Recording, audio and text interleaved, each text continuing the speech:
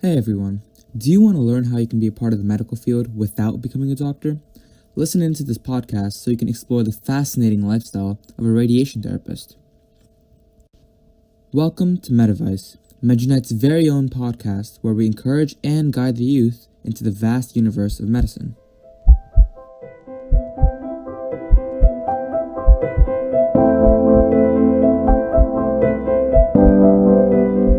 My name is Abdi Kote and I will be your host for this episode.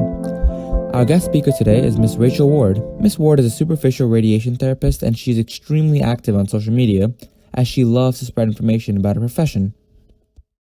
Hi, everybody.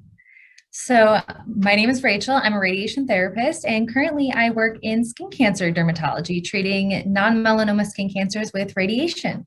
So I'm here to answer whatever questions you have and tell you guys how I got to where I am and the pathways that it took to get here.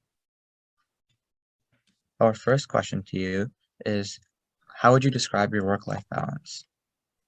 My work-life balance, I got very lucky and I work from 8 in the morning till 5. So it's pretty much I am done for the day when I leave work.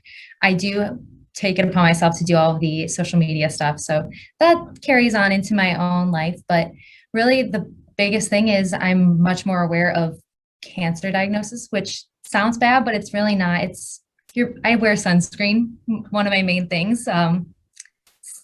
Doesn't really affect too much. When people work in radiation therapy, a lot of the times we deal with people who are very sick, and sometimes that can take a toll. But with dermatology skin cancers, it's very, I don't want to say not serious, but it's more lighthearted and never really terminal patients. So it's not too bad. It's very perfect as far as I'm concerned.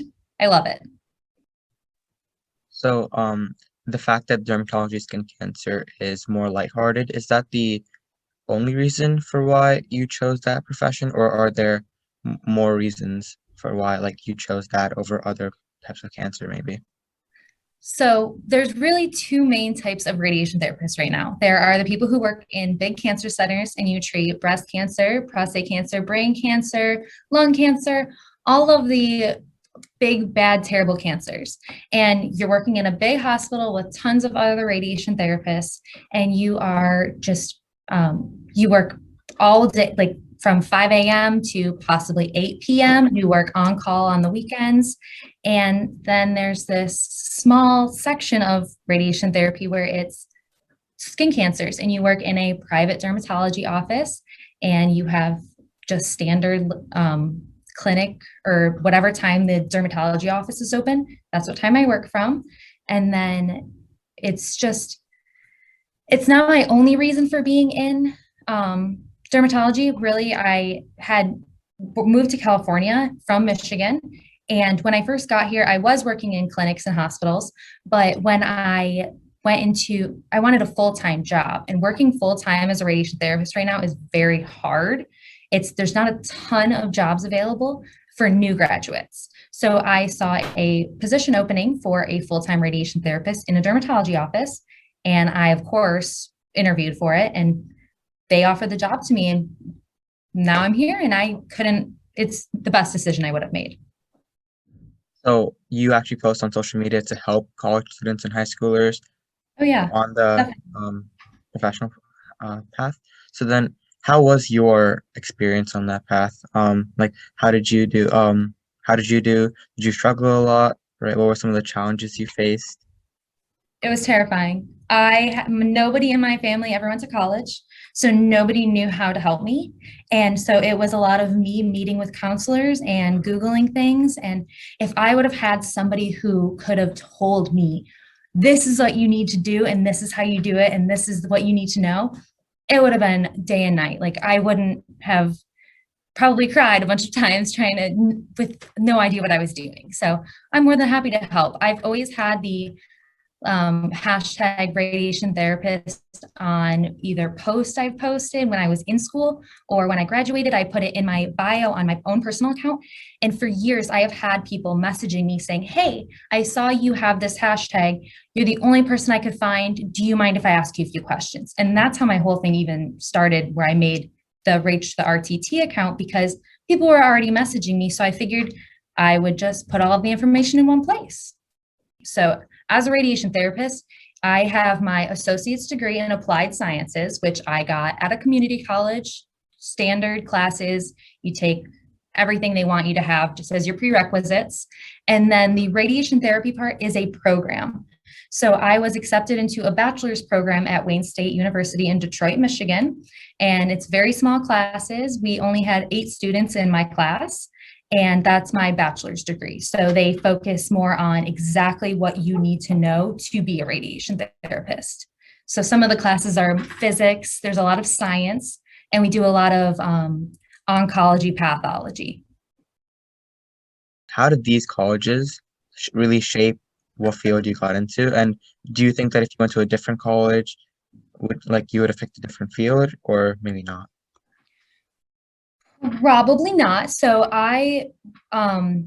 being in Michigan, I went to a community college and knew I wanted to be in healthcare, but I originally intended to become a pharmacist.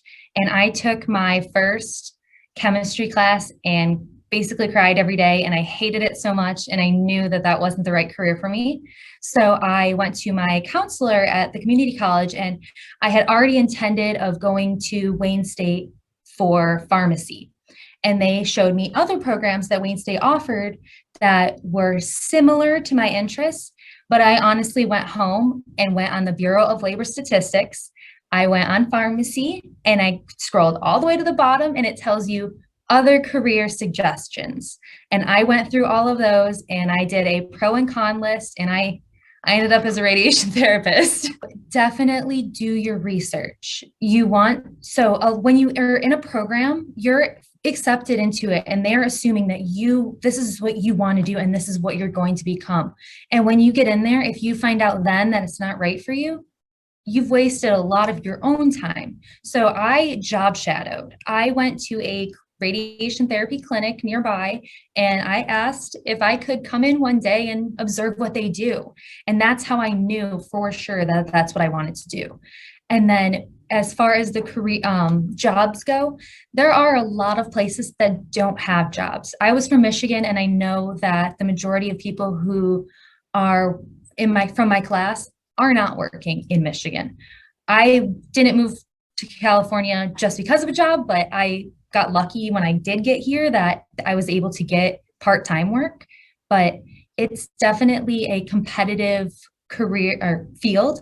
So there's not a ton of jobs currently available. And there are so many radiation therapists that they're going to look for people who have experience, which is always harder to get when you can't get your first job. So definitely, if you think about becoming a radiation therapist, definitely think about if you're willing to relocate. You said that you didn't, so you took your chemistry class and you realized that you didn't want to do this anymore, so you went into radiation therapy, but you had the baseline for healthcare. May I ask how you got that baseline and maybe like what experiences led you there? I'm not gonna lie, I knew that if I was in healthcare, I would more likely be paid well. And I grew up pretty poor, so I didn't want to ever struggle financially. And I knew a job in healthcare would secure my future and that I wouldn't have issues with that in the future, that healthcare would always be around. And COVID-19 proved that point for me, where who was still working was the healthcare workers, and we still have jobs through this whole thing. So I was always afraid of, if I wanted to become a teacher, I wanted to be a fashion designer. And I was like, okay, well, what's going to pay the bills though? So healthcare paid the bills. So that's why I'm in healthcare. And I just happened to find something that I absolutely loved. So it was a little mix of everything, but mostly the financial part of it.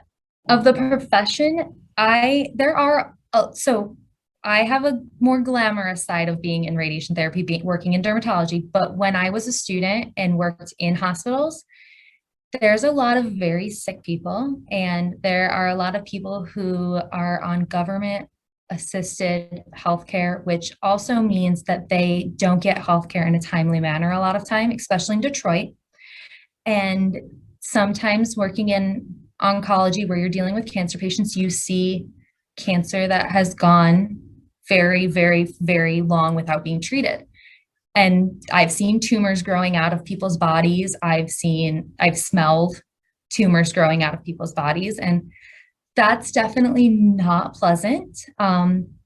Currently, working in dermatology, I don't do blood. I'm not a blood person, so they occasionally will come in my room and need to take stitches out or cut something else out, and that's my least favorite part currently. So if that's the worst of it, I think I can deal with it. So being in radiation therapy or just being in like the general field of dermatology, what do you believe are some skills or personal attributes to have that would make you succeed in this field, apart from the being able to relocate or being willing to relocate? So, I mean, you definitely don't have to relocate if you're in an area that has the job. So not everybody will have to relocate, but definitely some. As far as like personal attributes, being able to make others feel comfortable with you, because when you're working in cancer treatment, your patients are going through one of the hardest times of their life. And if you can't help them get through that, then there's somebody out there who can, and they should be the ones doing it. You're creating relationships with your patients when you're in the cancer field. And that's one of the biggest things, I think, is just having the empathy and to understand that they came in today and they're very upset. And so they may be snappy with you, but that should not affect how you treat somebody. And being able to distinguish that is one of the main things I think is important when you work with as radiation therapists, that you just have to give them the benefit of the doubt every single day and just be the best person you can for them. You said that the least rewarding thing about your job is things related to blood because you're not a blood person. So in contrast to that, what do you think is the most rewarding part of your profession? Hands down, when patients finish their final treatment, that's the best day. When you're, especially like in big cancer centers, when you have people who have gone through chemo, radiation, everything, and they finally reach their last day of treatment, it's the best day. We always call it graduation day. And it is so amazing to like see how happy they are. And like, they've just completed the hardest part of their life, and nothing better. Apart from the initial, like, somewhat bad start you've described to us in college, how would you describe how would you sum up the rest of your college experience and like how did it really go? Once I figured everything out and I was in a path that was going to make me a radiation therapist, I completed my associate's degree. Then I transferred to Wayne State and applied to their radiation therapy program. They do an interviewing process, which is 10 people who are going to sit there and question you, and very intimidating, but not awful. I got accepted into the program, and that was 2 years. That was amazing. We work for their program. It was 3 days in clinics and 2 days in a classroom. So you were in school for 5 days a week, but it was amazing. You were hands-on the whole time, and everything you learned was super interesting and relevant. And you would learn something in the classroom, and the next day you would use it in the clinic. It was amazing. I absolutely loved it. And then we graduated and took our board exams, and now I'm a radiation therapist. And once I was in the program, that was what I needed to like kind of have somebody who was, I mean, the people in the program, they know what your next steps need to be, and it's all completely guided, but just getting there was the hard part. On that note, sometimes like people don't get there, right? So do you know what you would have done if you hadn't found radiation therapy as a profession, or if you just didn't go on that website that night and like just never even thought about the job? I don't know. I probably would have stuck it out and kept going through pharmacy and hoped that I got better at chemistry, and probably just went with that. I did have this sheet of paper where I had like folded it up and made a list of all these different careers, and I crossed them out as I went through. I think other ones on there were like occupational therapy, respiratory therapy, physical therapy. And so I might have been one of those. What do you believe to be some of the most pressing health issues in your field? I mean, definitely the number of people with skin cancer is crazy, and it is going up, and it's something that's so simple, and it's sunscreen, honestly. And just to even hear that there's still people using tanning beds when that's one of the skin cancer is the number one cancer in the United States. And to hear that there's still people using tanning beds, it's crazy. I think it's just a lack of knowledge.